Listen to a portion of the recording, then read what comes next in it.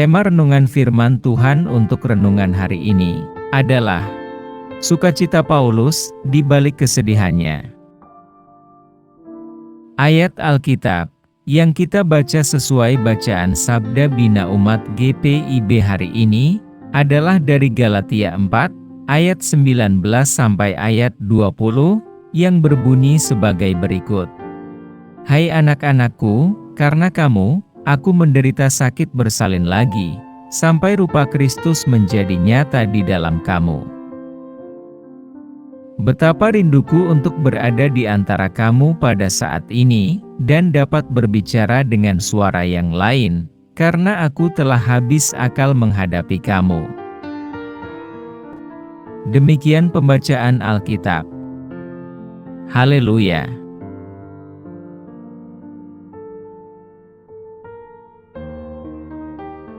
Apa isi firman Tuhan ini, dan tentang apa?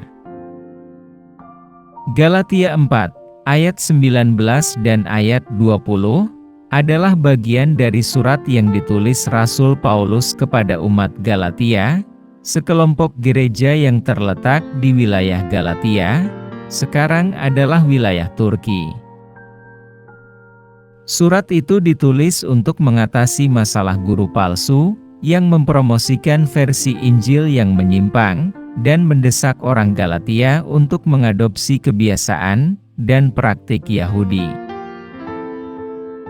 Dalam ayat-ayat ini, Paulus menggunakan metafora persalinan untuk mengungkapkan perhatiannya terhadap pertumbuhan dan kedewasaan rohani orang-orang percaya di Galatia. Paulus melihat dirinya sebagai orang tua rohani, yang bekerja untuk melihat Kristus terbentuk dalam diri jemaat di Galatia, yang berarti bahwa mereka akan semakin serupa dengan Kristus dalam karakter dan perilaku mereka. Ungkapan "sakit melahirkan" penting, karena menyiratkan bahwa proses pembentukan spiritual ini tidak mudah, atau tidak bisa dilakukan tanpa rasa sakit.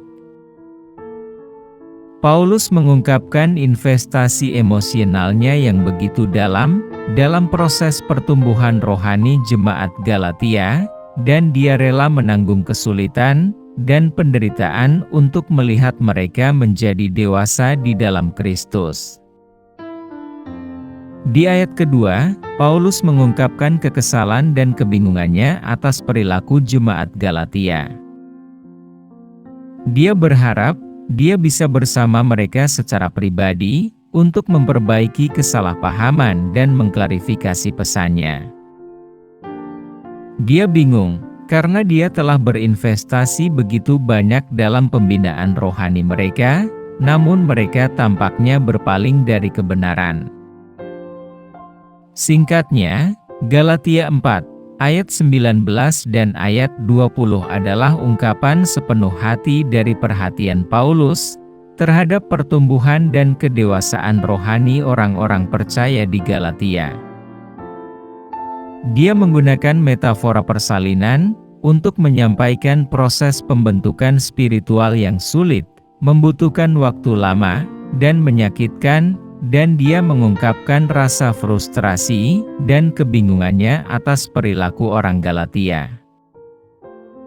Namun, jika kita memahami Galatia 4, ayat 19 dan ayat 20 secara lebih dalam, kita akan melihat bagaimana Paulus tetap bisa menemukan sukacita, bahkan di tengah kesedihannya. Tujuan pembentukan rohani adalah untuk melihat Kristus terbentuk di dalam kita, untuk menjadi semakin serupa dengan Yesus dalam karakter dan perilaku kita. Kepedulian mendalam Paulus terhadap jemaat Galatia berasal dari keinginannya untuk melihat mereka dewasa dalam iman dan menjadi semakin serupa dengan Kristus. Terlepas dari kesedihannya yang mendalam, Paulus menemukan sukacita dalam melihat bukti kehadiran Kristus dalam kehidupan orang Galatia. Saat mereka bertumbuh dalam iman dan menunjukkan buah roh, Paulus bersukacita dan bersyukur kepada Tuhan atas pekerjaan yang Dia lakukan di dalam mereka. Paulus melihat dirinya sebagai orang tua rohani bagi jemaat Galatia, dan kasih serta perhatiannya kepada mereka terlihat jelas dalam perkataan dan tindakannya. Saat dia bekerja untuk melihat Kristus terbentuk di dalam mereka, dia menemukan sukacita dalam proses pengasuhan rohani, dan dalam pertumbuhan, serta kedewasaan anak-anak rohaninya. Pengalaman Paulus dengan jemaat Galatia menyoroti fakta bahwa pemuridan bukanlah perjalanan yang mudah atau tanpa rasa sakit. Kita akan menghadapi tantangan, kemunduran, dan saat-saat kesedihan yang mendalam, sewaktu kita berusaha untuk mengikuti Kristus dan membantu orang lain melakukan hal yang sama. Mengikuti Kristus membutuhkan pengorbanan, penyerahan, dan penyangkalan diri. Kita harus rela menyerahkan keinginan dan ambisi kita sendiri, dan tunduk pada kehendak Tuhan atas hidup kita.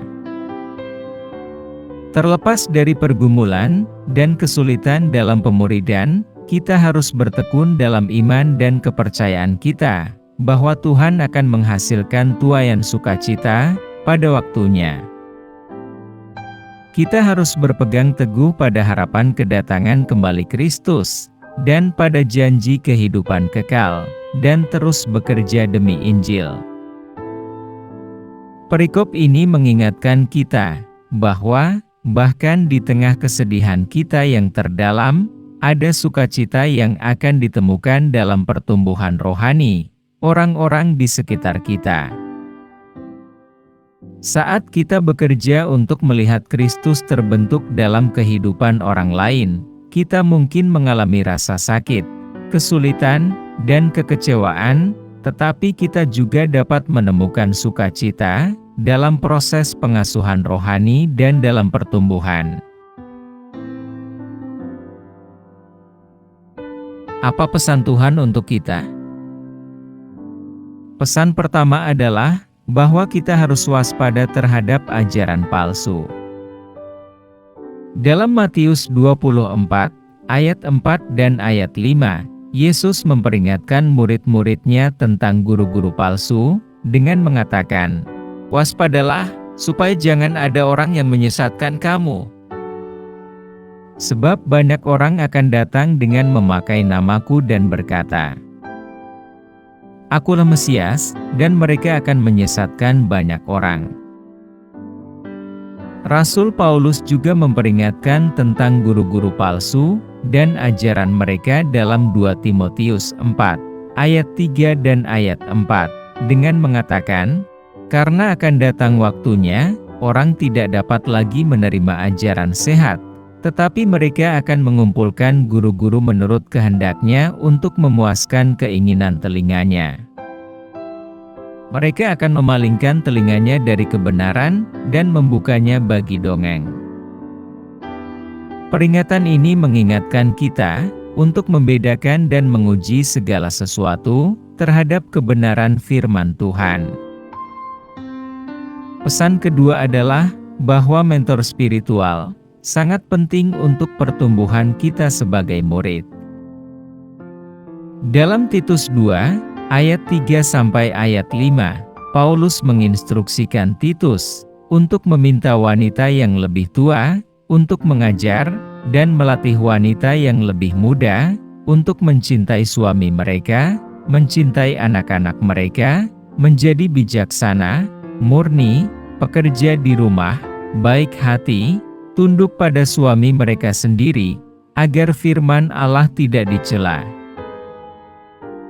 Demikian pula, dalam 2 Timotius 2, ayat 2, Paulus menginstruksikan Timotius, "Apa yang telah kamu dengar dariku, di hadapan banyak saksi, percayakan itu kepada orang-orang yang setia, yang juga dapat mengajar orang lain."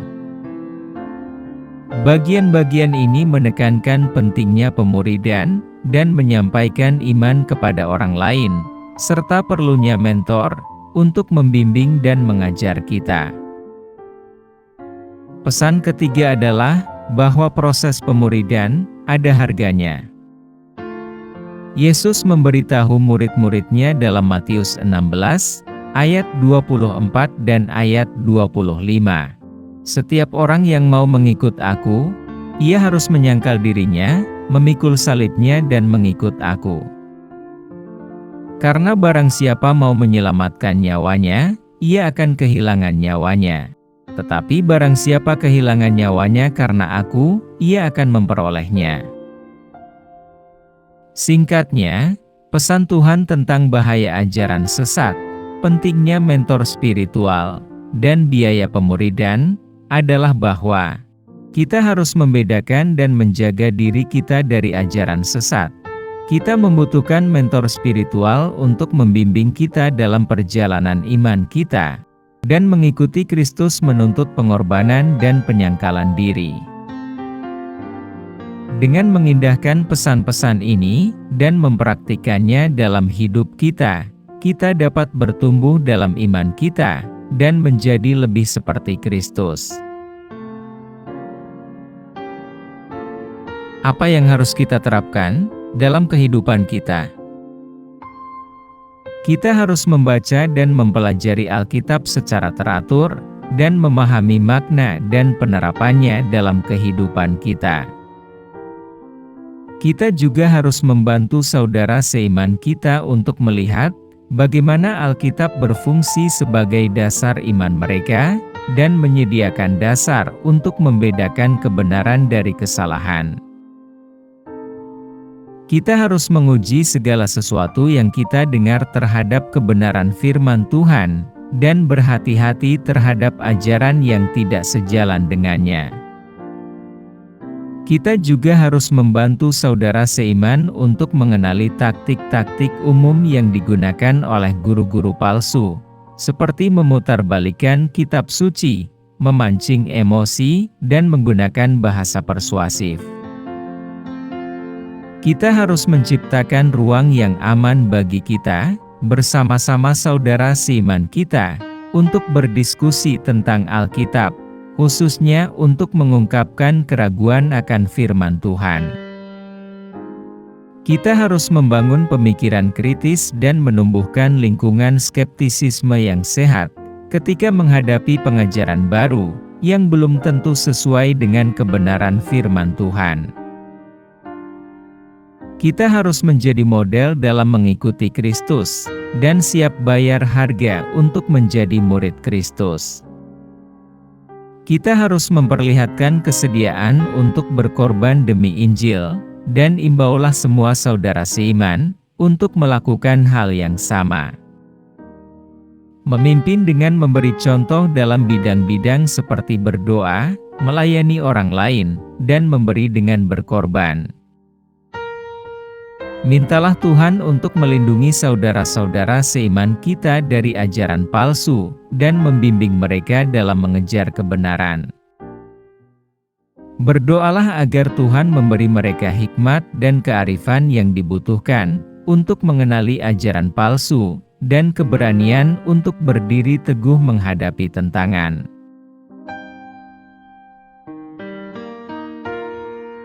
Doa hari ini. Tuhan Yesus, terima kasih telah memberi kami kesempatan untuk melayani sebagai mentor spiritual bagi mereka yang lemah dan rentan terhadap bahaya ajaran palsu.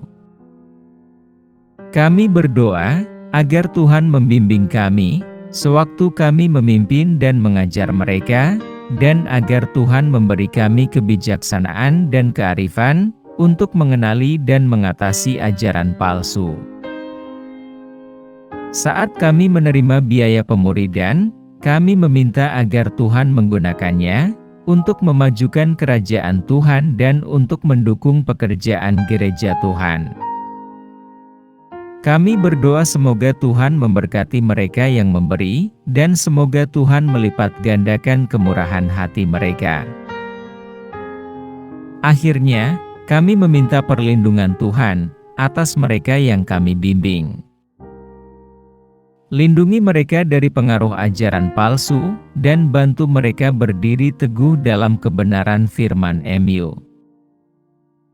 Berdayakan kami semua, untuk menjalani kehidupan kesetiaan dan kepatuhan, dan semoga kami membawa kemuliaan bagi nama Tuhan, dalam semua yang kami lakukan.